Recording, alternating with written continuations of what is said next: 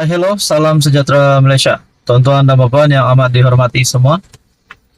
Sudah pasti setelah kemenangan BNPH baru-baru ini untuk PRK Dun Pelangai membuktikan kerajaan perpaduan memang relevan dan diterima oleh rakyat. Nah, saudara-saudara, sebelum ini beberapa sentimen dimainkan dengan gerakan untuk menjatuhkan kerajaan. Sentimen ini dimainkan bermula bukan saja pada PRN 6 negeri, bahkan dua PRK sebelum ini juga untuk Dun Simpang Jeram dan juga Parlimen Pulai. Sentimen untuk menjatuhkan Anwar juga dimainkan. Nah, pada akhirnya untuk pilihan raya kecil Dun Pelangai yang dimenangi oleh Barisan Nasional. Adakah selepas ini ada lagi modal baru untuk kepimpinan Perikatan Nasional ataupun pembangkang ataupun sentimen baru ataupun modal baru untuk dimainkan pada pilihan raya kecil akan datang? Yang terdekat adalah Kemaman dan juga mungkinkah kerusi Mas Ermiati untuk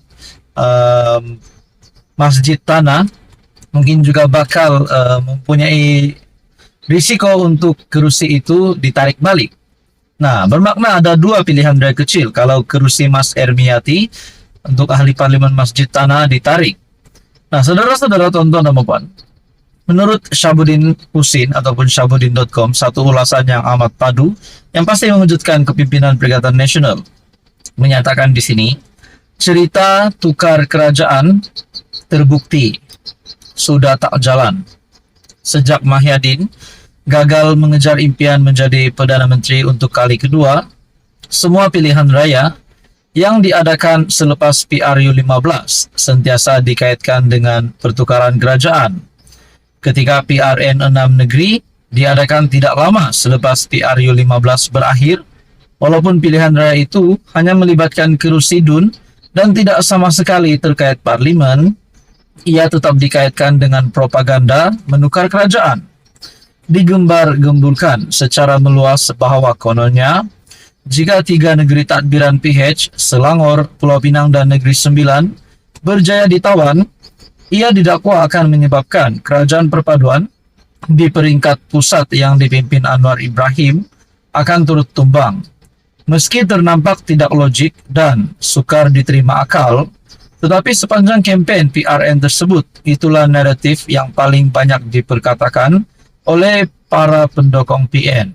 Syukur akhirnya PHBN berjaya mempertahankan tiga negerinya dan begitu juga dengan PN yang berjaya mengekalkan tiga negeri dikuasainya, maka cerita tukar kerajaan senyap dengan sendirinya. Kemudian apabila berlaku PRK di Pulai dan Simpang Jeram, berikutan kematian Allahyarham Salahuddin Ayub, cerita tukar kerajaan sekali lagi dimainkan. Kali ini harapan untuk menembusi Johor dikaitkan dengan kemungkinan negeri itu jatuh ke tangan gelombang hijau pada PRU akan datang. Bagi kerusi Parlimen Pulai, kegairahan PN mahu menawan kawasan itu kerana ia akan menyebabkan kerajaan perpaduan hilang majoriti 2/3. Seterusnya didakwa akan meletakkan kedudukan Anwar tidak stabil serta memungkinkan kejatuhannya. Syukur sekali lagi, Pulai dan Simpang Jeram turut tidak berjaya ditawan oleh PN.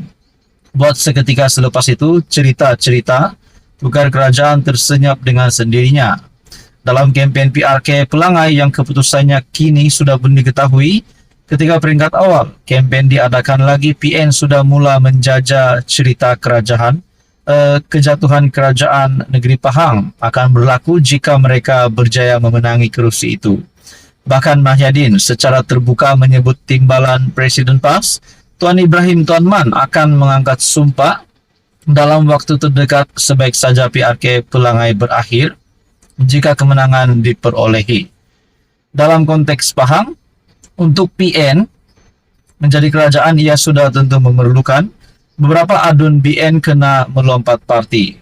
Bagi mereka yang arif dalam perkiraan untung rugi berpolitik, untuk adun BN melompat menyertai PN pada ketika ini adalah sesuatu yang tampak mustahil dan merugikan buat mereka Kerana gabungan pimpinan Mahyadin itu adalah pembangkang di peringkat pusat.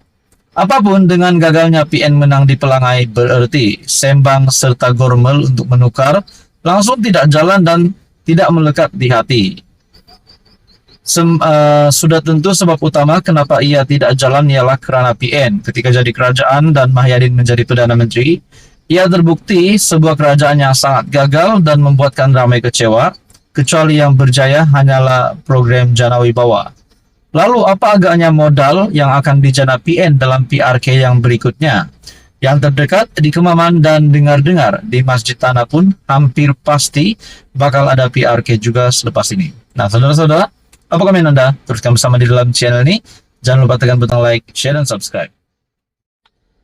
Halo semua, salam sejahtera Malaysia. Selamat datang ke channel Fels Lifestyle. Tonton dan puan yang amat dihormati semua, seperti yang kita tahu, sudah rasmi diumumkan kemenangan kepada Barisan Nasional ataupun merangkap Kerajaan Perpaduan BNPH untuk pilihan raya kecil Dun Pelangai baru-baru ini. Sudah pasti kita menanti apa yang dikatakan oleh pemimpin-pemimpin besar daripada Perikatan Nasional, khususnya Muhyiddin Yassin sebagai pengerusi Perikatan Nasional. Nah, tuan-tuan dan puan, dalam pilihan raya kecil Dun Pelangai ini, sekali lagi Kerajaan Perpaduan melalui BNPH telah membuktikan bahawa Kerajaan Perpaduan masih relevan ataupun gabungan PHBN ini adalah satu gabungan yang relevan dan kubu kuat Barisan Nasional Dun Pelangai masih dapat dipertahankan. Namun tuan-tuan dan puan, akhirnya Muhyiddin Yassin dalam sebuah kenyataan, mungkinkah ini hanya untuk menyedapkan hati? Dalam satu artikel, BN gagal tambah sokongan di Dun Pelangai walaupun menang, kata Muhyiddin. Nah, saudara-saudara yang amat dihormati semua, mungkinkah ini kenyataan Muhyiddin untuk menyenangkan hati pengundi PN di Pelangai dan juga menyenangkan hati penyokong-penyokong Perikatan Nasional walaupun telah rasmi kalah untuk pilihan raya kecil Dun Pelangai? Mungkin ada yang kata, adakah pilihan raya kecil Dun Pelangai dibatalkan? Setakat ini tiada lagi sumber yang mengatakan pilihan raya kecil Dun Pelangai mempunyai satu pelanggaran undang-undang sehingga kan keputusan yang sudah rasmi itu dibatalkan ataupun ditarik. Setakat ini tiada lagi berita tentang itu, tetapi yang kita tahu Barisan Nasional sah sudah menang di PRK Dun Pelangai. Namun kata Muhyiddin di sini, BN gagal tambah sokongan. Mungkin bagi penyokong-penyokong Barisan Nasional, penyokong-penyokong Kerajaan Perpaduan, mungkin terasa lucu dengan kenyataan Muhyiddin Yassin ini. PN mendakwa keputusan PRK Dewan Undangan Negeri Pelangai yang menunjukkan Barisan Nasional gagal menambah sokongan, tetapi hakikatnya tetap menang. Dalam artikel ini kerana kata pengerusi PN sendiri Tan Sri Muhyiddin Yassin, BN telah bergabung dengan Pakatan Harapan dan seluruh jentera serta sumber kerajaan dikerah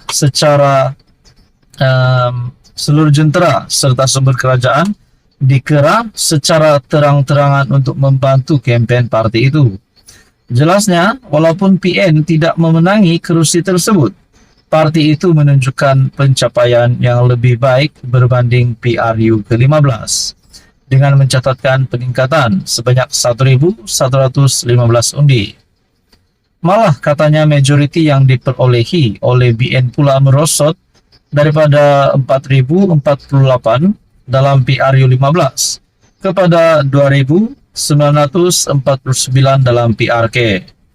Saya percaya seperti mana tren dalam pilihan raya negeri dan siri pilihan raya kecil sebelum ini, tidak berlaku pemindahan undi, vote transferability yang ketara antara PH dan BN.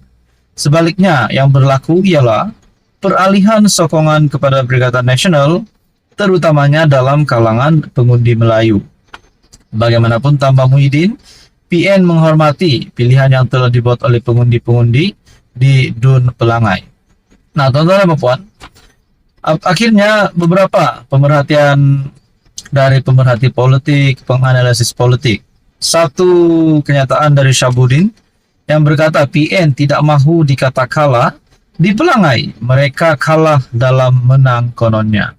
Nah, tuan-tuan dan puan, menurut kenyataan Muhyiddin Yassin bahwa Barisan Nasional terdapat peralihan undi dari Barisan Nasional kepada Perikatan Nasional. Namun saudara-saudara, apa yang hakikatnya adalah kemenangan tetap untuk Barisan Nasional ataupun Kerajaan Perpaduan BNPH. Apa komen Anda? Teruskan bersama di dalam channel ini untuk info yang seterusnya. Mohon bantu channel ini dengan menekan butang like, share dan juga subscribe.